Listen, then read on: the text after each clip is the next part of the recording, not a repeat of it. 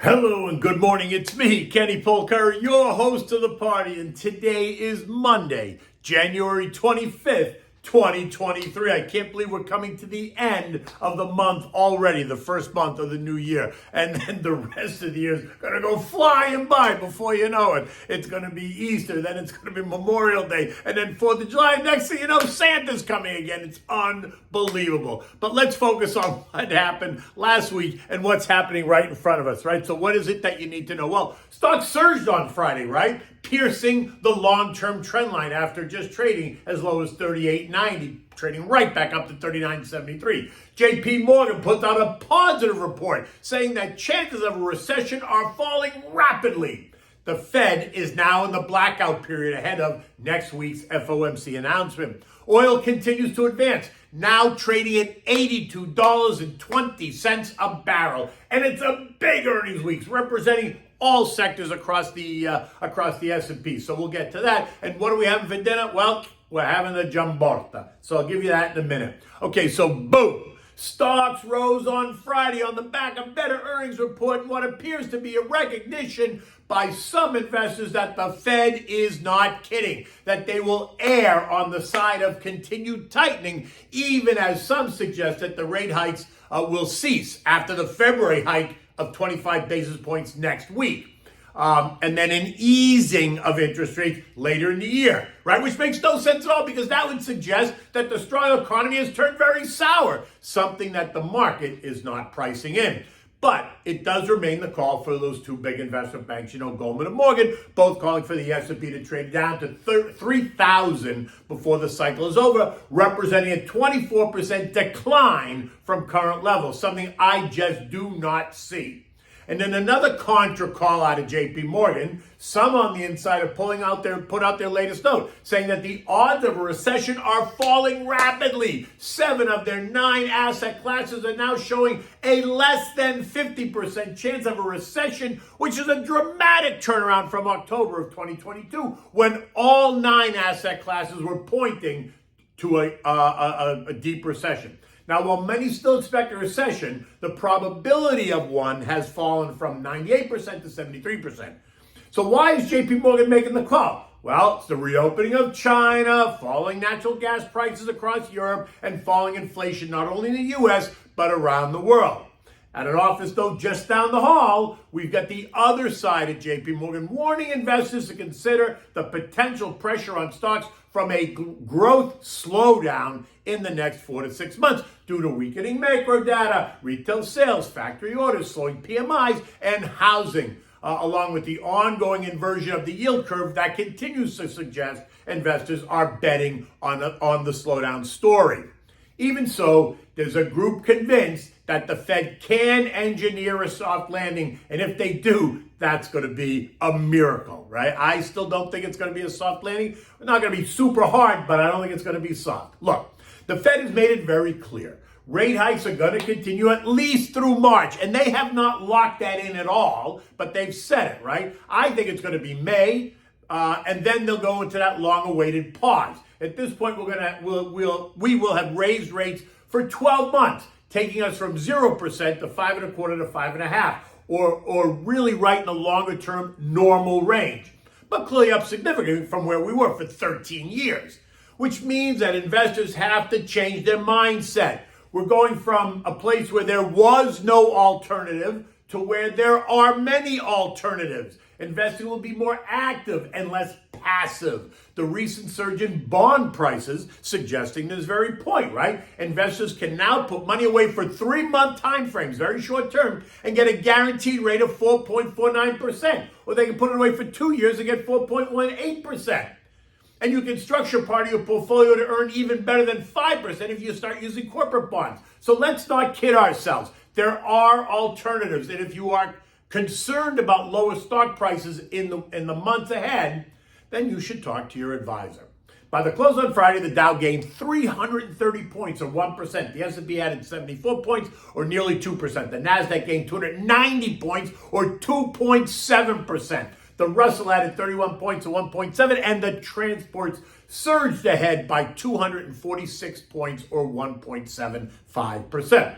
It was a busy earnings week, and this is going to be a busy earnings week as well. We're due to get about 200 new reports, leaving investors a lot to digest and dissect. Big names like Microsoft, Tesla, Visa, MasterCard, Baker Hughes, Lockheed Martin, Danaher, Raytheon, Triple M, GE, Johnson & Johnson, UNP, Texas Instruments, Cap One Financial, Abbott, Telephone, FCX, NASDAQ, Sherwin-Williams, Lowe's, Dow, Northrop Grumman, and more. These reports will give us a broader view of what's going on in the U.S. economy as they run the gamut of industries, from tech, data processes, oil field services, aerospace and defense, consumer staples, rail freight, airlines, telecommunications, diversified chemicals, ag products, integrated electric utilities, and more. So expect to learn much more about the state of our union.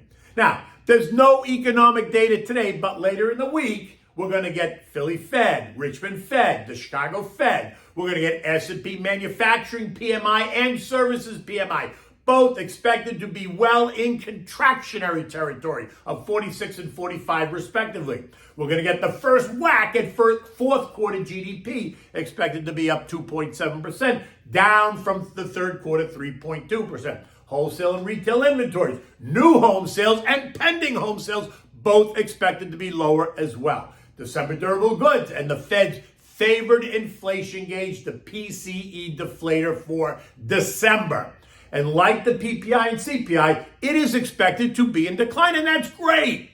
The PCE month over month is expected to show 0% and year over year of 5%, which is down from plus 0.1% and plus 5.5%. So while it's still historically high, it is moving in the right direction, and that could help buoy sentiment for equities. Because remember, the market is a discounting mechanism. It is not trading on today's data. It has already discounted that. It is trading on what it expects the data to show in 4 to 6 months. Now look, if today's data or this week's data is widely different from the expectation, then yes, you're going to get this knee-jerk reaction. But if the data is what we expect, then do not expect the data to move the market. The conversation will be about what the data now tells us about the future data. And that is what's going to move the markets. This morning, U.S. futures are churning in place, right? A little bit lower. Dow futures down 9 points. The S&P was down 5, NASDAQ down 35, and the Russell's off by 4. Oil continues to move up, closing at $81.64 on Friday, and today it's up another 40 cents at $82 a barrel. We kissed the trend line on Friday, and we pierced it. Recall I noted that it was the third time that happened, and 3 times is always a charm. Oil is now trading between its intermediate trend line and its longer-term trend line, leaving $80.30 as support and $85.70 as resistance. IEA, the International Energy Agency chief, Fatih Birol, warned us that energy markets could tighten if China rebounds as many expect. And tighten means prices will surge higher, just to be clear. Now, it is the Lunar New Year in China, so those markets are closed for the entire week, right? But there's going to be a lot of travel in China, apparently. So let's see what happens to the latest strain of COVID by this time next week. Treasury prices rose and are rising in light of the flight to safety, and that's alive and well, with the 3-month yielding 4.5% and the 2-year yielding 4.18%. Now, there are no Fed speeches today from anyone on the FOMC committee until next week, February 1st. They are now in lockdown mode, so it's all very hush-hush. Now, that doesn't mean that we're not going to hear from a non-FOMC member. The only reason we're going to hear from one of them is if the Fed needs to get a message out, right? But more likely what we're going to hear, we'll hear it from Goldman Sachs in some kind of report that suggests, well, this is what Goldman thinks. It's really not what Goldman thinks. It's what the Fed is telling Goldman to think. European markets are all just north of the unchanged line, with markets across the globe up about 0.1%. Kristalina Georgieva, who's the managing director at the International Monetary Fund, telling the World Economic Forum that the global outlook is not as bad as feared, but less bad doesn't actually mean quite good. The IMF is said to remain cautious for now. The S&P closed the day at 3972, up 74 points, and a complete reversal of the negative tone seen earlier last week, and up and through its longer-term daily moving average trend line. But if you draw another trend line from the January 2022 high at 4,800 to the March high, August high, and December high, what you see is a very clear pattern of lower highs and lower lows. And that's key right now. Can we move up and through S&P 4,000, which is the trend line, or will it fail? We're about to find out. A move up and through has to be accompanied by rising volumes to give that move any credibility. If it pierces up and through on lack of volume, it's not going to hold. Okay, what do we have for dinner tonight? We're having the Giambotta. Now, today really calls for it, right? For this, for those who are unfamiliar with this dish, it really translates into clean out your fridge, right? It's a stew, and it's made with vegetables, or you can make it your own by adding either chunks of beef or sausage or chicken, but mostly it's about the vegetables. The traditional recipe for Giambotta calls for onions, garlic, potatoes, eggplant, bell peppers, tomatoes, tomato paste, and vegetable broth, right?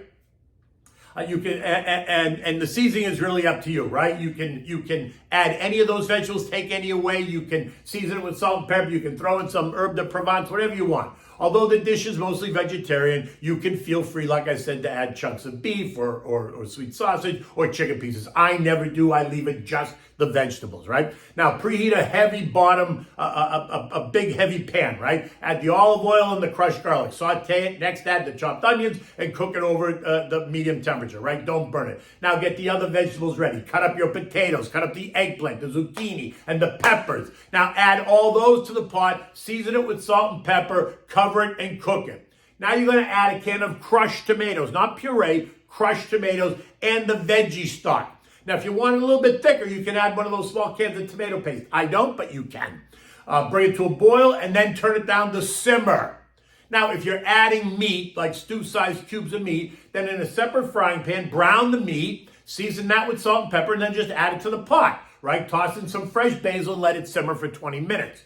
When you're ready, you can serve this as a side dish, or you can put it over rice. I like to put it over pasta. I use rigatoni, a nice big pasta, because it works really well with this dish, because that makes it a meal, right? You toss in some fresh garlic bread and fresh grated Parmigiano cheese for sure, and bingo, you got a great dish. And if you have leftovers, it's even better the next day after it sits overnight and it marinates. In any event, look, it's still dark outside.